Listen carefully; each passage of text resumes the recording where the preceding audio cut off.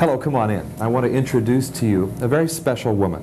She's vice president with Aaron Spelling Productions and their first motion picture, Mr. Mom, with Terry Garr and Michael Keaton, is soon to play in our theaters here in Kansas City. Lynn Loring. I want to cast all critical attachment aside, Lynn, and tell you that I think this is the best comedy I've seen in a long time. I think we need it, and I'm wondering if this movie speaks especially to you as a working woman and as a wife and mother. Absolutely. First of all, I'm delighted you like it.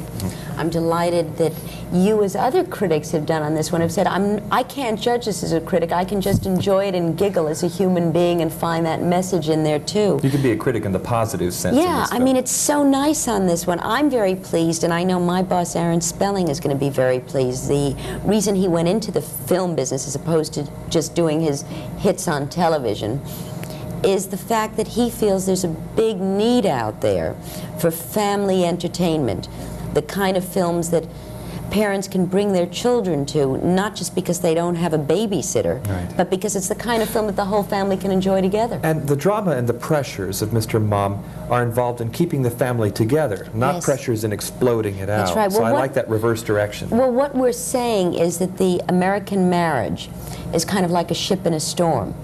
If there's love and respect, that ship can come through the storm a little more battered, the sails down a little, but that love and respect will bring it through okay. How much did you work with John Hughes on the screenplay of this? An enormous amount. Actually, my husband and myself, I'm married to an actor, I'm married to Roy Finnis. And about 5 years ago, 5.5 years ago, out of choice, he decided to stay home for about a year. And it was at the same time that I got bored staying at home and I went to work. Now, he supervised the household rather than doing everything, because we do have a housekeeper, now, but... I'm going to stop you right there and say, from that experience, tell me something in the movie that is closest to your heart as having gone through this yourself. Well, I guess it would be Crazy Day. You know, when Michael tries to do everything and it doesn't work out runaway vacuum quite the way he wanted. things like that. Him cooking for his wife, which is a very tender moment. And also a sad scene in it when she goes off on a business trip Halloween night. He wants to talk to her. And he needs her to stay there. And she's so involved with her own career and what she's doing that she can't even hear the words. Have you actually seen neighborhood families get together to have poker games using coupons? No. That was a wonderful scene. Isn't that a great scene? I love that scene. Where does a scene like that come from? Can you trace its genesis for it? That came from John Hughes, who actually did that. He's the writer of the film, who actually did that with the ladies of his neighborhood.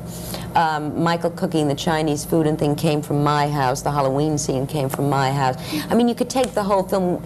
In our company, in Aaron's company, we have a special rule, and that is we don't play me games. It's we all work together to make a hit film, and that's... I suppose the real trick in something like that, though, is learning when you can battle together and when you can stay together in a more warmer sense. Absolutely. When can the conflict be productive and when is it counterproductive? In a marriage, you mean? In the marriage or in the working relationship of the script? Yeah, we never fight. As Aaron always says, I'm never wrong. The last time I was wrong was in 1942. I said, and then they proved that you were right, right? And it's a joke there. Aaron is terrific to fight with because he almost wants to be wrong.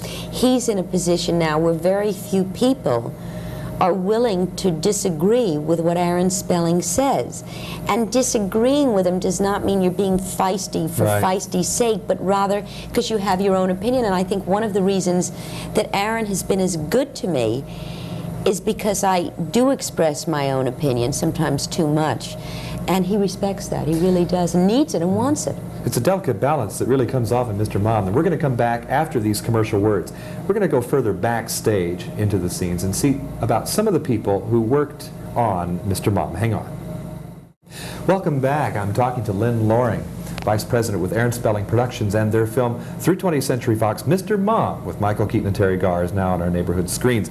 Lynn, I was especially struck by Lee Holdridge's score. There are references to a number of films that every family, of course, will recognize, but more than that, it was supple, and it was kind of light, and it never weighed the action down. Tell me about Lee Holdridge. Do you notice me grinning a lot? I hope, yeah. Did I strike a good chord? Yeah, you did. It's an interesting story. I am not very knowledgeable about music. I'm really not. I was very lucky when I did a film called Best Little Girl in the World to be working with a composer by the name of Billy Goldenberg, who's done some of the best films in Hollywood. And I worked desperately hard to get him. I said, "You're the best, I've got to have you. I know you don't do a lot of television movies, but I need you." He agreed to do it. He then composed a song which I hated. And I didn't know how to tell him, knowing nothing about music. And he sat me down and he said, "Because you're not a composer, and because you don't play an instrument, doesn't mean you don't have gut feelings. You're the producer. You creatively know the feeling you want. If I haven't given it to you, why don't you tell me? Tell me it stinks." I said, "Come on, Billy, I can't do that." He said, "Just say it stinks, Billy." And he got me to say it stinks, Billy. And then he on got this mad. film, right, no, on this film, what happened with Lee Holdridge is he went in one direction. I saw a cut of the film with the new version in it and should have heard it before, but I was working on another project of ours with Aaron and hadn't seen it and hated it. Hated the score. And sat down with Lee and said, "This is the feeling I want. This is what it should be like." He agreed and went off and redid it. So I'm delighted that you've mentioned the music. I feel real good about my musical talents today. I just have never bought this supposition that if you notice the music in a film, something is wrong. I don't buy that. No, I think don't either. music can be as noticeable as good camera work Music and can good be acting. another character in it. Absolutely. And that's what was important to me in this film, that the music, that the background sound had to be another layer of what was happening in the film. Tell me about a personal triumph that you've had in this film. An idea you wanted in it, something that has reflected your own experience. Give me at least one thing in this film that you are especially proud of.